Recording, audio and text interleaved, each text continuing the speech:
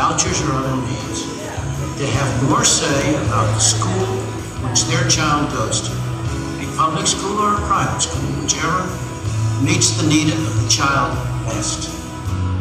That will inevitably give them also more say about what their children are taught and how they are taught. Like all young ideas, it needed nourishment and care to ensure they would not wither and die, but flourish. In 2011, thanks to years of hard work and your support, this idea is now firmly rooted. Every day, more parents are joining the call for greater educational freedom. And every day, parents are demanding greater control over their children's education. They, like all of us, want an effective education that motivates and challenges their children. And they understand that school choice will help them achieve their dream of making sure their children, and all children, succeed in life and at work. And it isn't just parent support that's growing. Thanks to the efforts of the Friedman Foundation and school choice advocates like you, legislatures across the country are seriously debating the need for educational freedom. In fact, this year can be called the year of growth for school choice.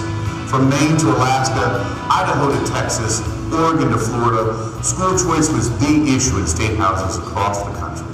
In all, 42 states have introduced school choice this year. As of July 2011, 11 states have enacted 17 school choice programs, of which 7 are brand new programs and 10 are expanded or improved programs. And we're not done yet. Iowa and North Carolina may still pass school choice this year. Not only has school choice expanded in the United States, it is also a step closer to universal school choice. Instead of solely providing choice to low-income families, states are extending more choice to middle-income families as well. These advances have brought us closer than ever before to the vision Milton Friedman planted decades ago, giving every family the power and freedom to choose their children's education.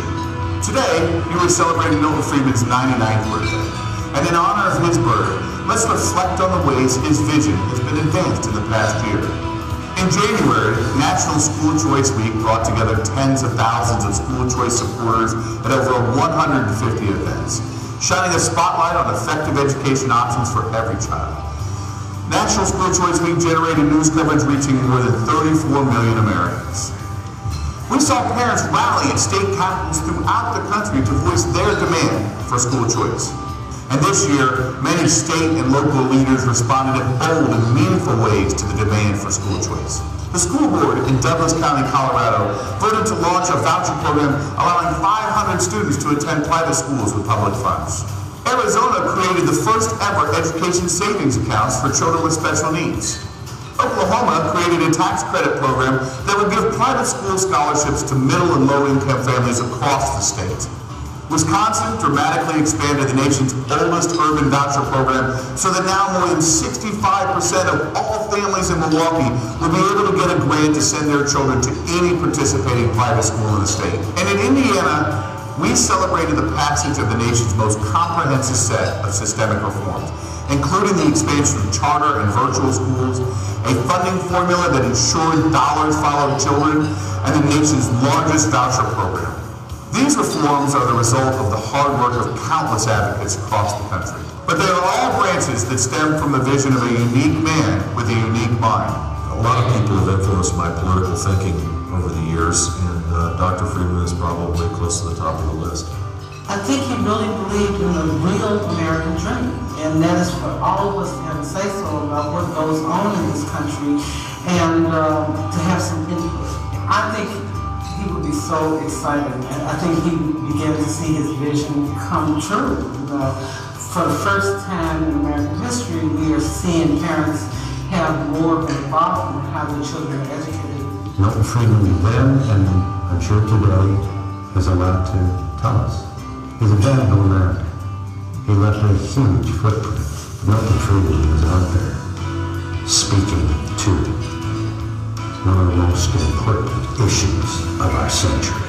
Friedman was as important in maintaining and defending human freedom as Ronald Reagan. Among the world of thinkers and writers and speakers, he was the ultimate defender of freedom. This was one of the most magnificent parts of Friedman's life, school choice. Let the market work for a while, and you'll have a wholly different thing. It may be really what you want is for children to get educated. And so I think you would see a really remarkable revolution if you could only let the market go to work. If Milton Friedman were here today, I know that he would say, good job, but keep going. The progress is still too slow. That's because Milton Friedman understood that once universal choice was fully implemented in one state or another, it would sweep across the nation as parents realized firsthand that educational choice works. And our job going forward is to keep tending to Milton Friedman's idea, so that one day when we look back, we will see a thriving orchard of educational options for all parents. Thank you for joining us today in celebrating Milton Friedman's legacy. And thank you for all that you do to make sure that school choice grows bigger and bigger every year. Enjoy, and we'll see you next year on Milton's 100th birthday. Brief round of applause. Hello, I'm Robert Enbo, President of CU.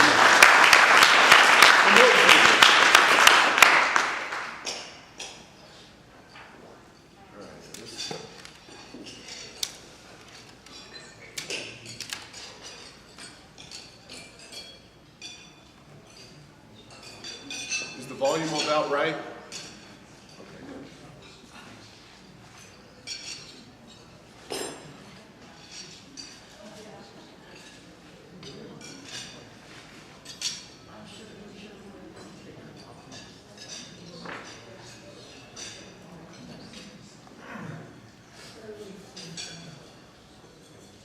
And again, this is put out by Lance's organization, which is the Pacific Research Institute, and they're a California-based think tank. And if anyone has a tougher job to do today than the Rio Grande Foundation, it's a think tank based in California.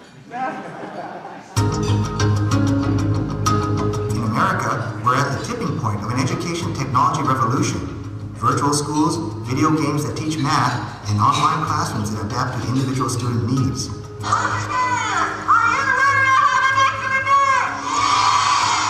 Rocketship Elementary and the School of One are examples of blended learning schools that combine the traditional classroom with technological innovation.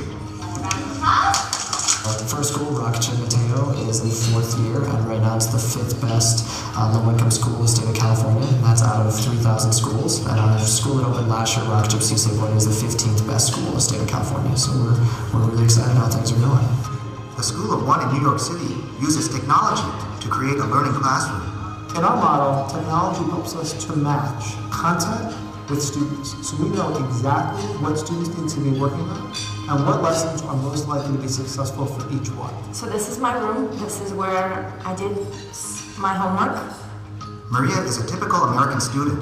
She goes to class, does her homework, participates in extracurricular activities, only she does it through CAVA, the California Virtual Academy, a home-based online public charter school.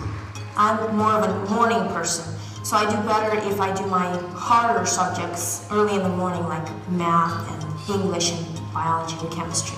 And sometimes in a brick and mortar school, you don't have that option.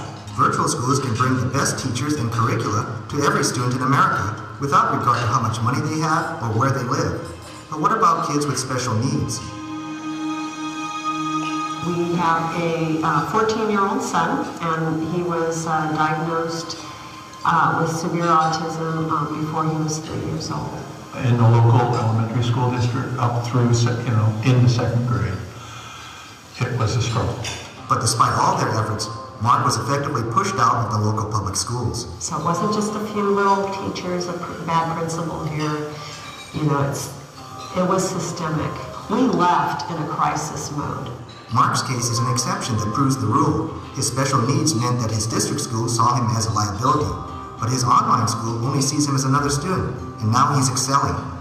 But because these programs threaten the monopoly of public education as it exists today, lawmakers leveraged by powerful special interests are selling our students short.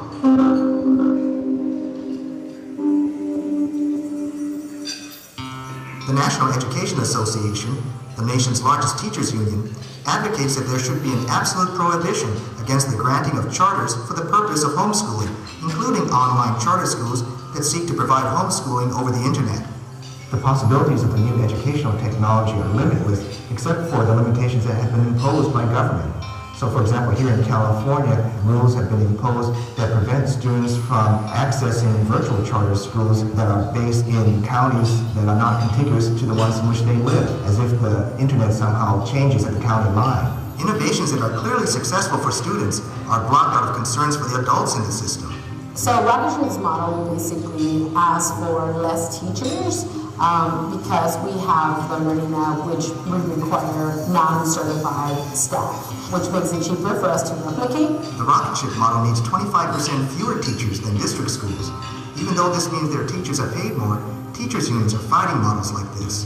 The California Federation of Teachers model contract states that no employee shall be displaced because of distance learning or other educational technology.